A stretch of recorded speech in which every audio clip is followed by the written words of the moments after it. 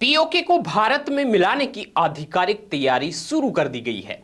24 आरक्षित सीटों पर भारत सरकार का एक बड़ा फैसला आया है। अब दिल्ली से तय होगी मुजफ्फराबाद की किस्मत। 2026 के डिलिमिटेशन बिल ने बदल दिया है जम्मू कश्मीर का पूरा गणित। दोस्तों, जम्मू कश्मीर को लेकर भारत सरकार ने एक ऐसा कदम उठाया है जिसने सरहद पार खलबली मचा दी है।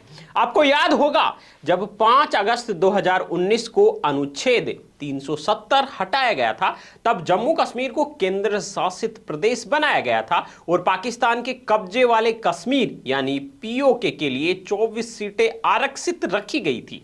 लेकिन अब एक नए विधेयक के जरिए सरकार ने यह पूरी तरह साफ कर दिया है कि ये 24 सीटें फिलहाल खाली जरूर रहेंगी, लेकिन ये भारत की उस अटूट प्रतिबद्धता का हिस्सा है कि भविष्य में जब भी ये इलाके भारत में वापस आएंगे तब भारत का चुनाव आयोग वहां तुरंत परिसीमन यानी निर्वाचन क्षेत्रों की सीमाओं का पुनर्निर्धारण का काम शुरू कर देगा। आपको बता दें कि डिलिमिटेशन बिल 2026 में यह विशेष प्रावधान किया गया है जो भारत के पुराने स्टैंड को दुनिया के सामने और भी मजबूती से पेश करता है। गौर करने वाली बात यह है कि फिलहाल पीओके के लिए आरक्षित इन 24 सीटों को विधानसभा की प्रभावी ताकत में शामिल नहीं किया जाएगा ताकि विधायी कार्यों में कोई तकनीकी अड़चन ना आए। लेकिन इस प्रस्तावित कानून की सबसे बड़ी शर्त यह है कि जम्मू कश्मीर विधानसभा की कुल सीटें किसी भी स्थिति में 114 से कम नहीं होंगी।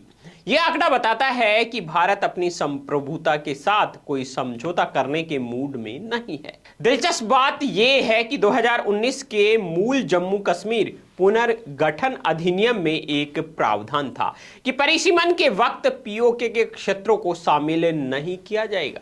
लेकिन इस नए विधेयक ने उस पुराने नियम को अब पूरी तरह पलट दिया है। अब डिलिमिटेशन कमीशन के पास ये अधिकार होगा कि वो भविष्य की जरूरतों के हिसाब से विधानसभा का आकार तय करे। सरकार का मानना है कि ये सभी बदलाव 1963 के केंद्र शासित प्रदेश अधिनियम और 1991 के दिल्ली सरकार कानून जैसे पुराने अधिनियमों को वर्तमान संवैधानिक ढांचे के अनुरूप लाने के लिए जरूरी हैं। सिर्फ सीमाएं ही नहीं बल्कि इस विधेयक के जरिए जम्मू कश्मीर की राजनीति में महिलाओं की भागीदारी को लेकर भी एक क्रांतिकारी बदलाव होने जा रहा है।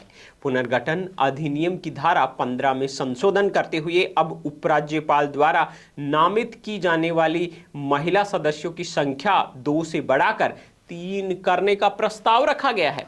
हालांकि ध्यान देने वाली बात यह है कि महिला प्रतिनिधित्व का ये नया नियम तभी प्रभावी होगा जब परिसीमन का अगला दौर पूरा हो जाएगा। संसद अब ये तय करेगी कि जनसंख्या के आंकड़े, सीटों का बंटवारा और निर्वाचन क्षेत्रों का पुनर्निर्धारण किस जनगणना को आधार मानकर किया जाएगा। विशेषज्ञों का कहना है कि यह पूरा अभ्यास न केवल राजनीतिक मजबूती के लिए है बल्कि नए चुनावी ढांचे में महिला आरक्षण को जमीन पर उतारने की एक बड़ी पहल है। कुल मिलाकर देखा जाए तो भारत ने साफ संदेश दे दिया है कि पीओके सिर्फ नक्शे का हिस्सा नहीं है बल्कि भारत की संसद की कार्य योजना का अहम हिस्सा है। उम्मीद है ये जानकारी आपको पसंद आई होगी। अगर आप इस बड़े बदलाव पर अपनी राय रखना चाहते हैं तो कमेंट बॉक्स में हमें जरूर बताएं। इस वीडियो को लाइक करें, अपने दोस्तों के साथ शेयर करें और देश दुनिया की टॉप ट्रेंडिंग खबरें सबसे पहले देखने के लिए हमारे चैनल बीएन हिंदी न्यूज को अभी सब्सक्राइब कर लीजिए।